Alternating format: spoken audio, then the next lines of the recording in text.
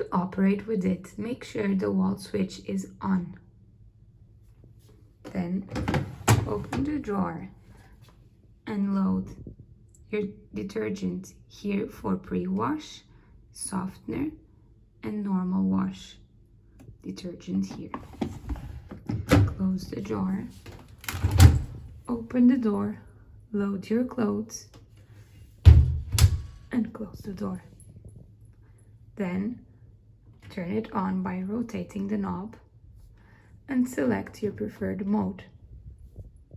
You can check the temperature here, the rotations here, and the time here. Once you're ready to start, press the start button. Then, when it's done, turn it off.